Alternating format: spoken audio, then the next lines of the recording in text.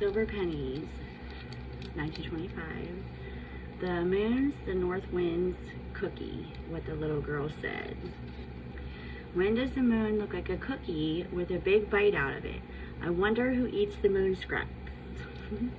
The moon's the north wind's cookie. He bites it day by day until there's but a rim of scraps that crumble all away. The south wind is a baker. He kneads clouds in his den and bakes a crisp new moon that greedy north wind eats again. By Vakel Lindsay. It's interesting since we have 2 moons coming. The world misses that because they don't think I'm important. Then God's best for you. Pleased to please. Sometimes you meet someone and it's as if you had known each other for a long time. That's the way it is when Paula first saw Terry sitting by herself at a club meeting. Paula sat down next to her, introduced herself, and the two fell into easy conversation. Though they shared many interests, they differed in one. Paula was an expert cook and adventurous eater, while Terry had serious digestive problems and her menu was limited. When friends invited her to a home-cooked dinner, Terry never accepted their invitations because she didn't like being a burden and asking a host to accommodate her restricted diet.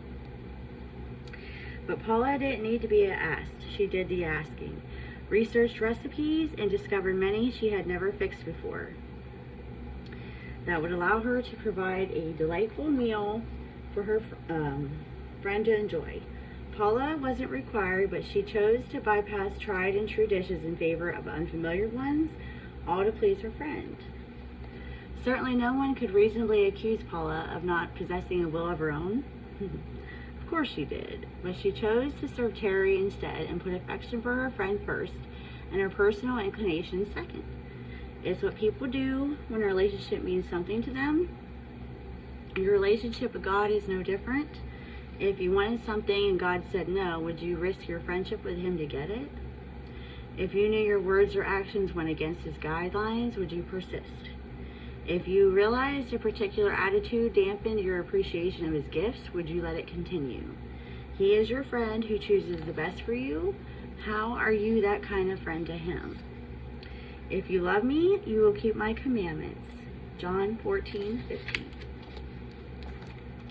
I do. And then for daily guideposts, April 12th. For ye have need of patience, that after ye have done the will of God, ye might receive the promise. Hebrews 10:36, King James Version. The help wanted ads leered at me. I'd sent out hordes of resumes to no avail. So every morning I prayed, God help me find a job that will make me smile.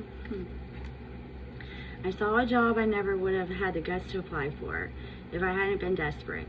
Ordinary people wanted for a 2-day fashion show in the shopping mall. I sure feel the bill on that one, I thought. By the time I got there, I was quite hopeful. The manager will see you right away, the receptionist told me. After that warm welcome, I was astonished when the man gave me a 3-second glance and brusquely waved me away. No, he said. You won't do. His head was already down reading his magazine. Feeling sure I'd been led to answer his ad, I boldly asked, Sir, may I ask why? At his startled look, I plodded on. Your ad did say you were looking for ordinary people. Oh, he exclaimed, you got it wrong. We're not looking for ordinary people. We're looking for models who look like ordinary people. He went back to reading his magazine, and I managed to stifle my laughter at the absurdity of the situation until I left his office. And on my way home, I passed the bookstore, went in, filled out an application, and have been happily employed there ever since. When I'm down in the dumps, God remind me that even there, you can give me something to smile about. By Linda Nuckrug. Thank you, Linda. That was beautiful. So that concludes today, annotations today. Enjoy your evening, and God bless you. I look terrible now. See how it burnt. Beautiful.